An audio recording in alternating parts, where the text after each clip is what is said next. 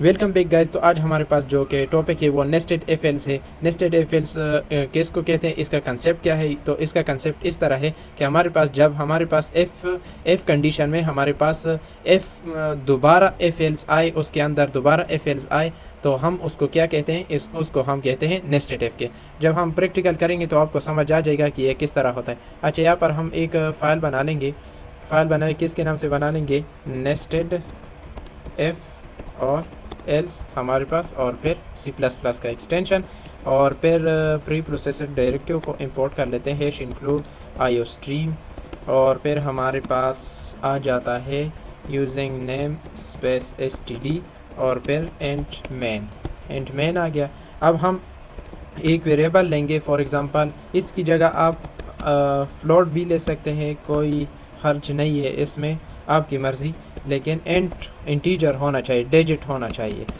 अच्छा, यहाँ पर हम यूज़र को कहेंगे enter the value for x के लिए आप वैल्यू एंटर करें और एक्स में यूज़र एंटर करेगा। अच्छा, यहाँ पर हम लगाएंगे अगर हमारे पास x greater or equal to हमारे पास हुआ, ग्रेटर आर इक्वल टू 0 हुआ, तो इसके अंदर फिर हमारे पास कंडीशन होगा कि अगर x हमारे पास ग्रेटर देन 0 हुआ तो हम क्या डिस्प्ले करें, सी आउट में हम डिस्प्ले करें the value of x as greater than 0, तो हम इसको डिस्प्ले करें, और फिर हमारे पास आ जाता है इंडेल, और इसके बाद हमारे पास आ जाता है एल्स एफ आ जाता है।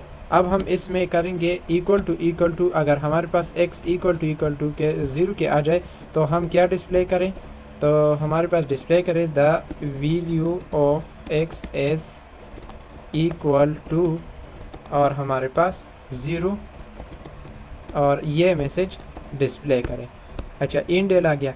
अब हमारे पास ये कंडीशन हो गए, ग्रेटर के लिए भी हमने कर लिया और इक्वल टू के लिए भी हमने कर लिया।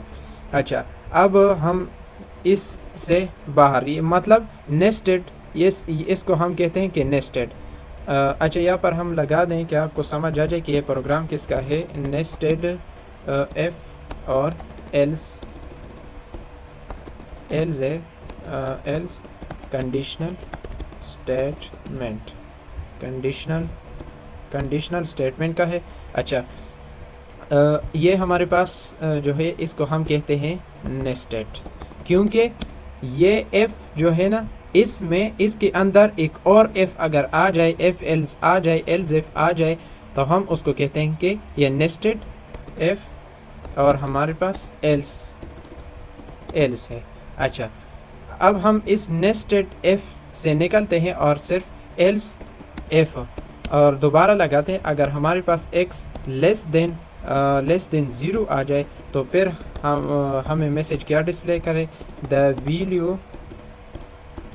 Value of x is less than, और हमारे पास 0 आ जाए, और फिर हमारे पास क्या आ जाए, इंडेल आ जाए। अच्छा, ये हमारे पास हो गया।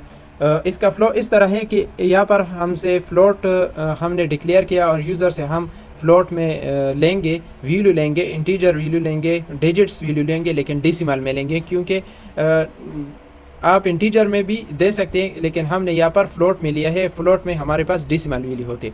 अच्छा, यहाँ पर चेक करेगा कि अगर x ग्रेटर और इक्वल टू, मतलब ग्रेटर या फिर इक्वल टू 0 के है, लेकिन इसके अंदर भी हमारे पास नेस्टेड एफ एल्स है। अगर उसमें ग्रेटर देन 0 है तो इस ब्लॉक को डिस्प्ले करो, अगर हमारे पास x इक्वल टू 0 है तो फिर इस ब्लॉक को डिस्प्ले करो। अगर हमारे पास ये सारा कंडीशन फॉल्स हुआ तो फिर हमारे पास इस ब्लॉक को डिस्प्ले करो।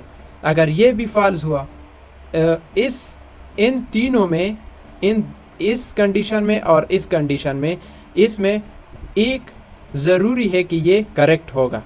क्योंकि अगर आप देख लें कि एक नंबर हमारे पास या तो ग्रेटर होता है या तो लेस होता है या फिर हमारे पास 0 होता है। अगर ग्रेटर है तो इस ब्लॉक को डिस्प्ले करेगा, अगर हमारे पास 0 है तो इस ब्लॉक को डिस्प्ले करेगा, अगर हमारे पास लेस है तो इस ब्लॉक को डिस्प्ले करेगा। तो इस तरह हमारे पास इसका फ्लो होगा। अब हम इसकी आउटपुट की तरफ आते हैं कि इसका आउटपुट किस तरह होगा। अच्छा, यहाँ पर हम फ्लोटिंग वैल्यू को एंटर करते हैं। फॉर एग्जांपल 4.5 को मैं एंटर करता हूँ। ये कह रहा है the value of x is greater than 0। मतलब आप देख सकते हैं कि हमारे पास 4.5 जो कि डेसिमल वैल्यू में हमने फ्लोट में लिया था, ये हमने दिया रन टाइम पे हमने दिया, तो ये कह रहा है कि 4.5 ग्रेटर देन 0, जो कि है भी हमारे पास 4.5 ग्रेटर देन 0 है। अच्छा, अब हम 0 के लिए करते हैं कि हमारे पास 0 के लिए क्या आता है। अच्छा, 0 हम एंटर करते हैं तो ये कह रहे हैं the value of x is equal to 0। तो हमारे पास इस ब्लॉक को इसने डिस्प्ले कर लिया। लेकिन और हमारे पास लास्ट हम देखते हैं लेस देन के लिए मैं नेगेटिव वैल्यू को एंटर करता हूँ। फॉर एग्जाम्पल 4.3 को एंटर करता हूँ तो ये कह रहे हैं the value of x is less than 0। अच्छा, तो इसने इस ब्लॉक को डिस्प्ले कर लिया। अकॉर्डिंग टू आप जो वैल्यू दे रहे हैं उस पर डिपेंड करता है कि आप किस तरह की वैल्यू दे रहे हैं, तो वो उस तरह के कंडीशन को चेक करेगा और उस ब्लॉक को फिर डिस्प्ले कर लेगा। या तो इसको डिस्प्ले कर लेगा, या तो इसको डिस्प्ले कर लेगा, और या तो इसको डिस्प्ले करेगा। लेकिन इसमें बात सिर्फ ज़रूरी ये है कि इस इफ एल्स कंडीशनल और कंडीशनल स्टेटमेंट में सिर्फ हमारे पास एक ब्लॉक को ये डिस्प्ले करता है, सारे को डिस्प्ले नहीं करता। मतलब जो करेक्ट होते हैं सिर्फ उसी को डिस्प्ले करता है। अगर ये हमारे पास करेक्ट हुआ तो इसको डिस्प्ले करेगा, और अगर हमारे पास ये करेक्ट हुआ तो इसको डिस्प्ले करेगा, और अगर हमारे पास ये कंडीशन करेक्ट हुआ तो हमारे पास इस ब्लॉक को डिस्प्ले करेगा। तो ये हमारे पास नेस्टेड एफ एल्स हमारे पास जो यूज़ होते हैं वो इस तरह यूज़ हमारे पास होते हैं। तो आज के लिए इतना ही। अगली वीडियो में हम मिलते हैं और प्रैक्टिकल हम दिखाएंगे कि किस तरह अब हम आगे किस तरह करेंगे। तो आज के लिए इतना ही। Thank you.